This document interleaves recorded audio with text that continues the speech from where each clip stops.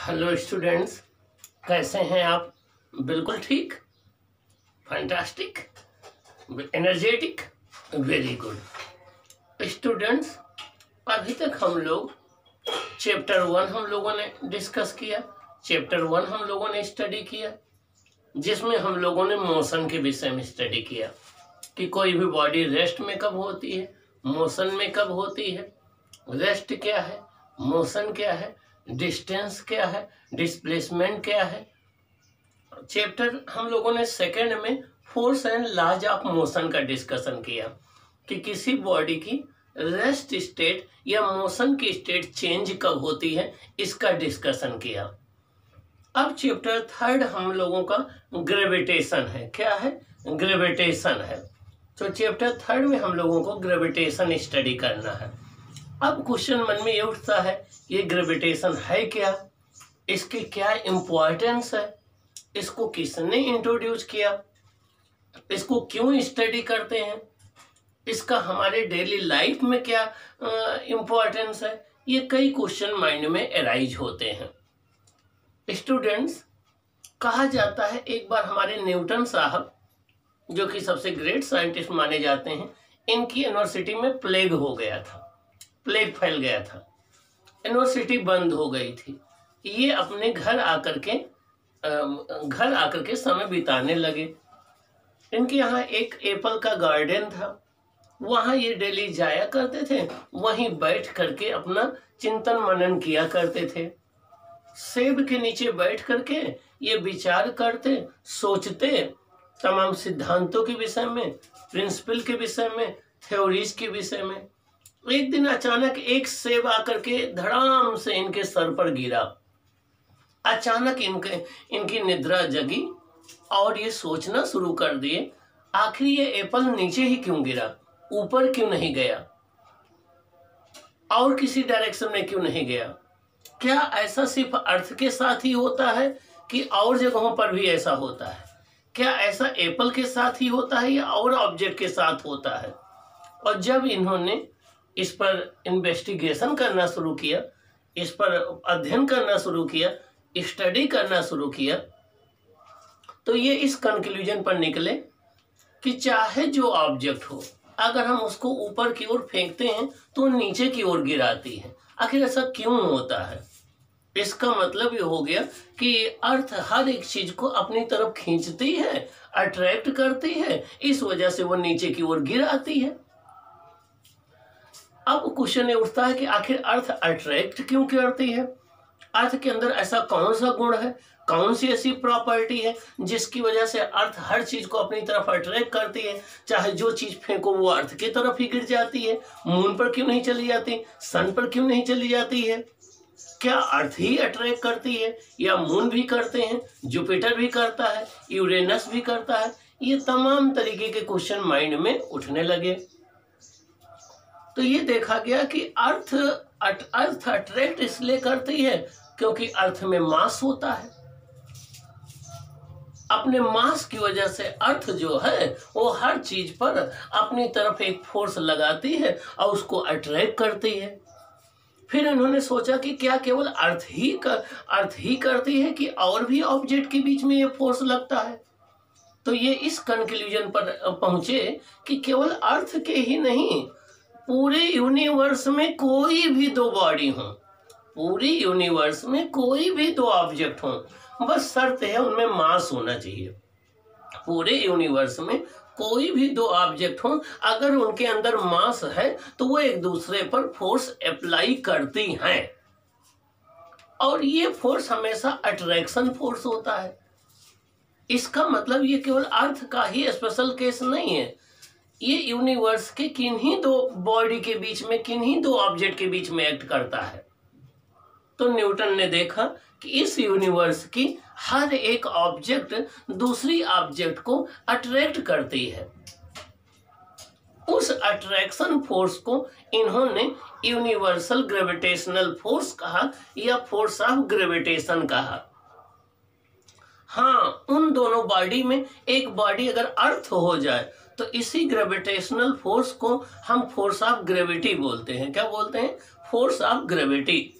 तो force of gravity gravitational force का एक स्पेशल केस है। Force of gravity gravitational force का एक स्पेशल केस है, जिसमें दोनों बॉडी में एक बॉडी अर्थ हो जाती है।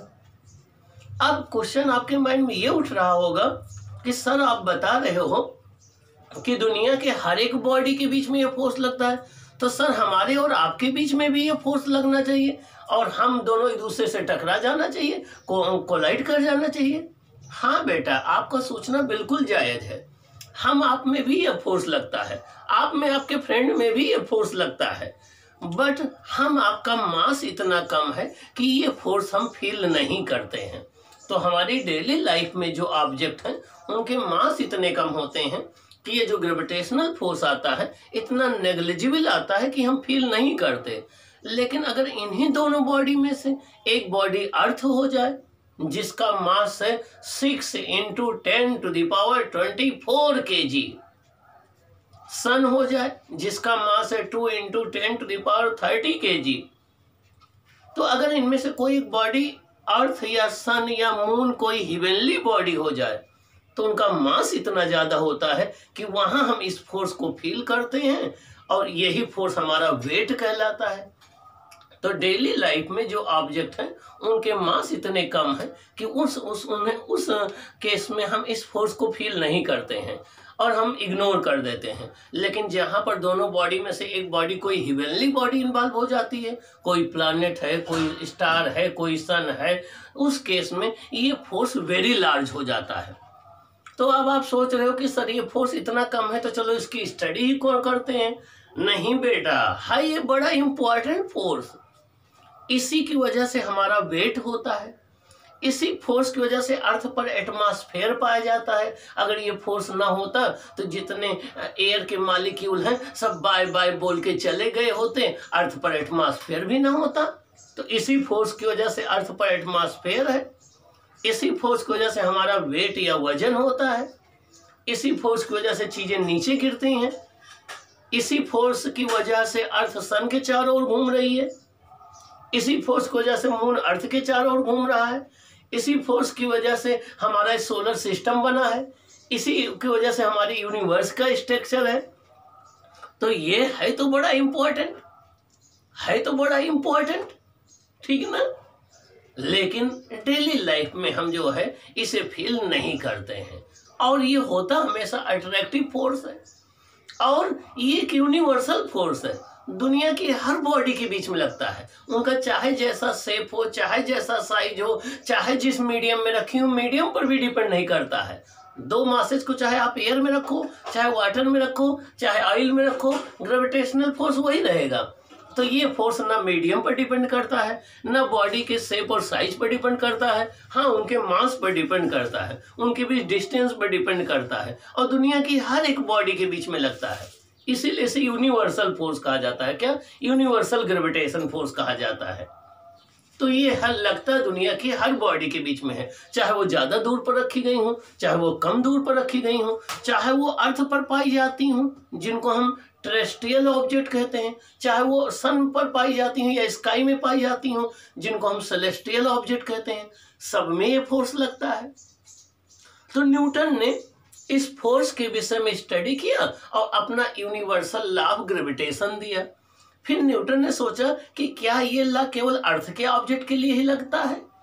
उन्होंने देखा नहीं, ये लॉ सबके लिए लगता है, चाहे अर्थ और एप्पल के बीच में अप्लाई करें, चाहे जुपिटर और सन के बीच में अप्लाई करें, मीन्स सेम लॉ एटम के बीच में भी लगेगा, सेम लॉ अर्थ और जुपिटर के बीच में भी लगेगा, सेम लॉ अर्थ पर जितनी ऑब्जेक्ट हैं जिनको टेरेस्ट्रियल ऑब्जेक्ट कहते हैं उनके बीच में भी लगेगा, सेम लॉ जो है वो आपके स्काई में जितनी ऑब्जेक्ट हैं जिनको सेलेस्टियल ऑब्जेक्ट कहते हैं उनके बीच में भी लगेगा। मतलब एक ही लॉ का यूज करके आप स्काई में पाई जाने वाली डिफरेंट बॉडी के बीच में फोर्स को स्टडी कर सकते हैं, उसी लॉ का यूज कर करके अर्थ पर पाई जाने वाली डिफरेंट बॉडी के बीच में फोर्स की स्टडी कर सकते हैं।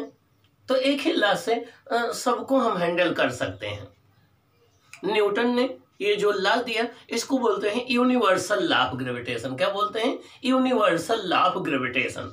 तो आज हमें पढ़ना है बच्चों यूनिवर्सल लॉ ऑफ ग्रेविटेशन जो न्यूटन साहब ने दिया। आप में से तमाम बच्चे होंगे जो कल को न्यूटन जैसे होंगे, जो कल को आइंस्टीन बनेंगे, जो कल को डॉक्टर एपीजे अब्दुल कलाम बनेंगे, जो कल को सीवी रमन बनेंगे। इनमें से कुछ साइंटिस्ट बनेंगे, कुछ आईएएस पीसीएस बनेंगे, कुछ डॉक्टर बनेंगे, कुछ प्रोफेसर बनेंगे, कुछ एमबीबीएस बनेंगे। ठीक ना। आपको अच्छे से पढ़ाई करनी है, अच्छे से अपनी कॉन्सेप्ट को क्लियर करना है, अपने टाइम का यूटिलाइज करना है, अपने माँ बाप का नाम रोशन करना है। ठीक ना। और जो चीज ना आए जा करके यूट्यूब चैनल पर physics genius by doctor UK Mishra नाम से चैनल पर आपको बार बार उसको पढ़ाई करनी है। ना समझ में आए फिर कंसल्ट करना है और चैनल को सब्सक्राइब करना है। सब्सक्राइब कर करके बताना है कि आपको और कैसा पढ़ाया जाए जिससे आपको और अच्छा समझ में आए। तो आइए बच्चों, हम देखते हैं कि ये यूनिवर्सल लॉ ऑफ ग्रेविटेशन क्या है जिसको न्यूटन साहब ने दिया। आखिर न्यूटन साहब क्या कहते हैं, आइए हम देखते हैं। ओके, तो आज का हमारा चैप्टर है चैप्टर 3। आज का हमारा चैप्टर है चैप्टर 3 ग्रेविटेशन। क्या है चैप्टर 3? ग्रेविटेशन। चैप्टर 3 क्या है? Gravitation. Chapter 1 motion, chapter 2 force and laws of motion, chapter 3 gravitation, chapter 4 work and energy, chapter 5 sound. तो ग्रेविटेशन है हमारा टॉपिक 1 है। टॉपिक 1 है Newton's universal law of gravitation. Newton's universal law of gravitation मतलब Newton's का universal gravitational law. अब ये law कहता क्या है, इसका स्टेटमेंट क्या है, ये आपको देखना है। ये m1 मास की एक बॉडी है। देखिए, ये m1 मास की एक ऑब्जेक्ट है, कोई ऑब्जेक्ट हो सकती है यूनिवर्स की। ये m1 मास की एक ऑब्जेक्ट है। ओके, ये कोई एक ऑब्जेक्ट है जिसका मास m1 है। ये कोई एक ऑब्जेक्ट है जिसका मास m2 है। अब ये m1 m2 कुछ भी हो सकते हैं, हम आप हो सकते हैं, अर्थ और एप्पल हो सकता है, जुपिटर मून हो सकता है, कोई भी ऑब्जेक्ट यूनिवर्स की हो सकती है। ये फर्स्ट ऑब्जेक्ट है जिसका मास m1 है, ये सेकंड ऑब्जेक्ट है जिसका मास m2 है। ये इन दोनों के सेंटर से सेंटर के बीच की डिस्टेंस r है। दोनों एक दूसरे को अट्रैक्ट कर रहे हैं। क्यों? अपने मास की वजह से। इसका मतलब मास वो प्रॉपर्टी होती है, मास वो प्रॉपर्टी होती है जिसकी वजह से एक बॉडी दूसरी बॉडी को अट्रैक्ट करती है। तो ये मास की दूसरी डिफिनेशन हो गई कि मास वो बेसिक प्रॉपर्टी होती है बॉडी की जिसकी वजह से एक ऑब्जेक्ट दूसरी ऑब्जेक्ट को अट्रैक्ट करती है। ओके, मास की वजह से हमेशा अट्रैक्शन होगा, कभी रिपल्सन नहीं होगा, क्योंकि मास हमेशा एक सिंगल वैरायटी में होता है। मास हमेशा प्लस ही होता है, प्लस माइनस नहीं होता। तो मास की वजह से हमेशा अट्रैक्शन होता है। अब ये बॉडी का मास m1 है, ये बॉडी का मास m2 है। इनके दोनों के सेंटर के बीच की डिस्टेंस r है। ये एक दूसरे को अट्रैक्ट कर रहे हैं। ये अट्रैक्शन फोर्स F है, ये अट्रैक्शन फोर्स F है।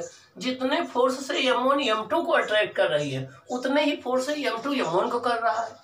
मान लो m1 m2 पर 100 न्यूटन का फोर्स अप्लाई कर रहा है तो m2 भी m1 पर 100 न्यूटन का फोर्स अप्लाई करेगा।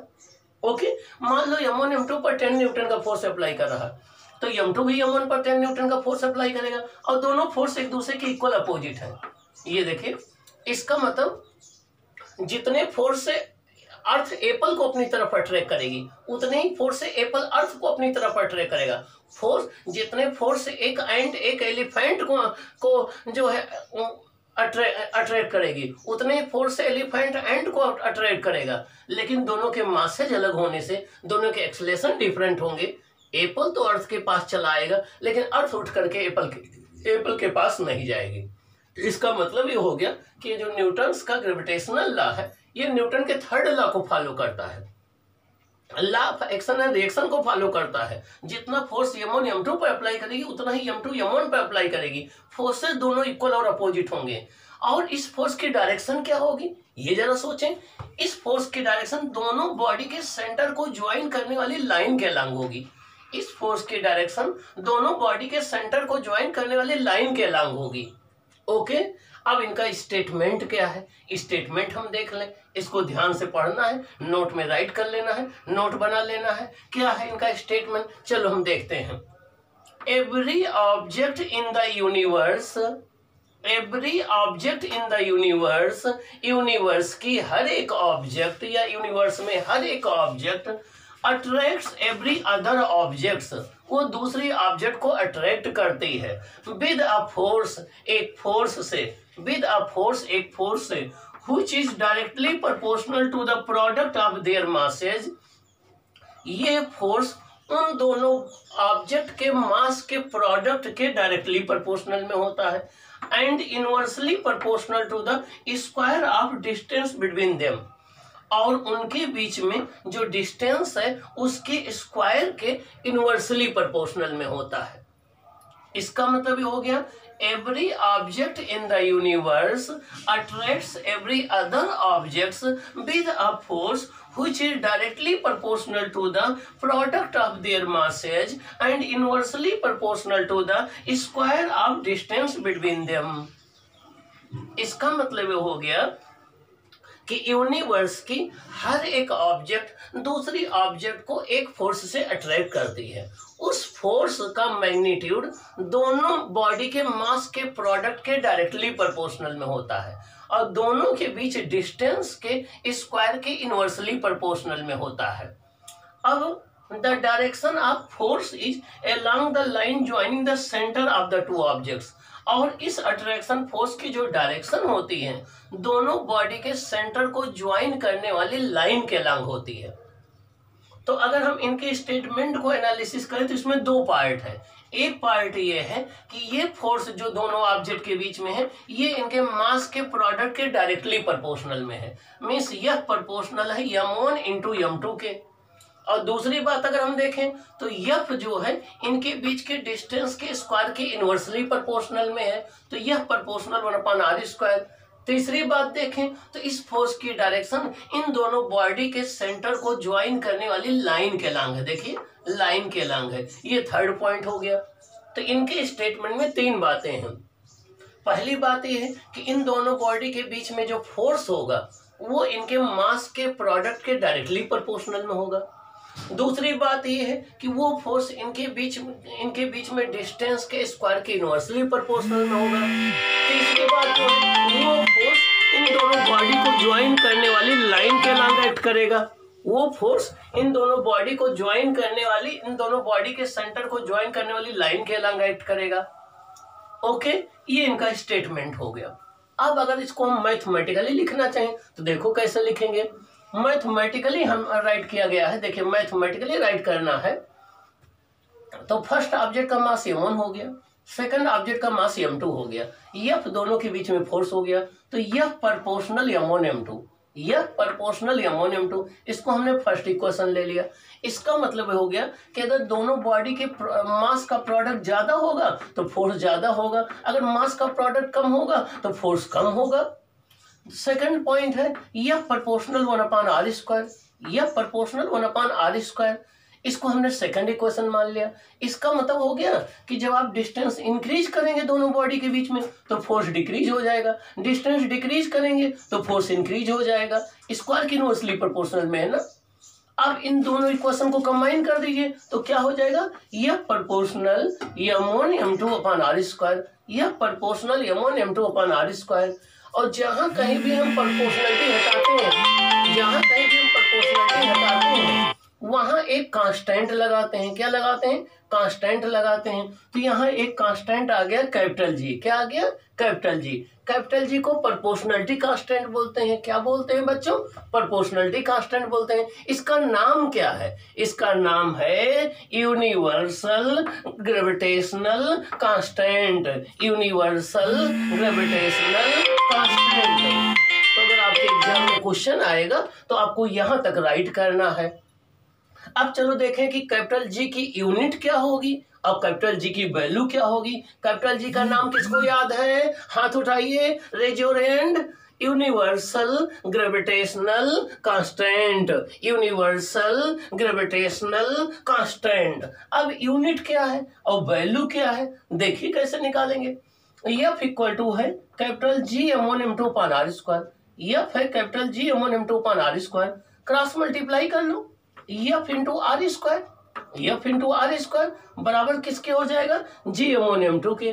तो G m1 m2 किसके बराबर हो जाएगा, F इंटू r² के। तो कैपिटल G किसके स्क्वायर हो जाएगा, capital G equal to F into r² upon m1 m2, F into r² upon m1 m2। ये कैपिटल G का फॉर्मूला आ गया।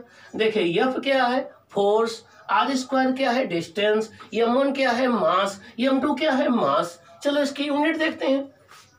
SI यूनिट ऑफ G हो जाएगी यूनिट ऑफ फोर्स की यूनिट और डिस्टेंस के स्क्वायर की यूनिट, और नीचे M1 M2 क्या है, मास की यूनिट है।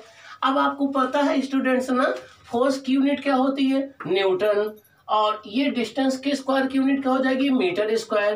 M1 की यूनिट क्या होगी, kg, M2 की यूनिट क्या होगी, kg। तो newton into metre square upon kg into kg क्या हो जाएगा, kg स्क्वायर, क्या हो जाएगा, kg स्क्वायर। तो कैपिटल जी की यूनिट क्या हो गई, न्यूटन मीटर स्क्वायर पर kg square, newton metre square पर kg स्क्वायर। या इसको राइट कर सकते हैं newton metre square kg-2, newton metre square kg-2। ये कैपिटल जी की यूनिट हो गई, ये इंपॉर्टेंट है, लर्न रखना है। तो बताइए बच्चों, कैपिटल जी की यूनिट क्या होती है, न्यूटन मीटर स्क्वायर पर kg स्क्वायर। स्मॉल जी की यूनिट क्या होती है, वो एक्सेलरेशन ड्यू टू ग्रेविटी होता है, उसकी यूनिट क्या होती है, मीटर पर सेकंड स्क्वायर। तो स्मॉल जी की यूनिट होती है मीटर पर सेकंड स्क्वायर, वो एक एक्सेलरेशन है। कैपिटल जी की यूनिट क्या होती है, Newton into metre square upon kg square, ये एक कांस्टेंट है। अब डिफिनेशन इसकी चलो देखें कैसे आएगी। फॉर्मूला था capital G equal to FR square upon M1 into M2। तो यहाँ से देखिए डिफिनेशन आ जाएगी capital G equal to FR square upon M1 M2 आ गया। अब हम R को 1 मीटर ले लें, M1 M2 1 kg ले लें, मतलब हम दो मास ले लें जो 1 kg के हों, दो मास ले लें जो 1 kg को हों, उनको एक दूसरे से 1 मीटर की डिस्टेंस पर रख दें। दो मास ले लें जो 1 kg के हों, उनको एक दूसरे से 1 मीटर की डिस्टेंस पर रख दें, तो इनके बीच में फोर्स देखो कितना हो जाएगा, capital G equal to F into 1 का स्क्वायर अपॉन M1 कितना है 1 इंटू 1। तो कैपिटल जी इक्वल टू क्या हो जाएगा, F। कैपिटल जी के इक्वल टू किसके हो जाएगा, F के। तो डिफिनेशन क्या हो जाएगी, सुन लीजिए। Gravitational constant is numerically equal to the gravitational force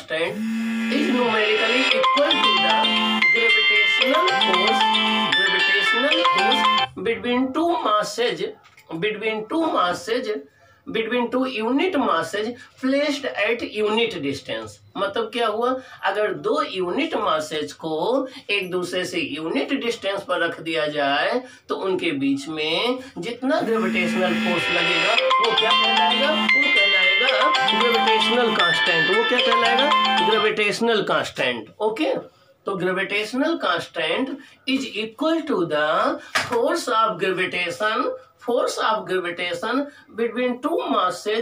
between two masses of unit kg and placed at unit distance apart। इसका मतलब अगर दो मास यूनिट kg के हों, 1 kg के हों, उनको 1 मीटर के डिस्टेंस पर रख दें तो उनके बीच में जितना फोर्स लगेगा वो ग्रेविटेशनल कांस्टेंट कैपिटल जी के इक्वल होगा।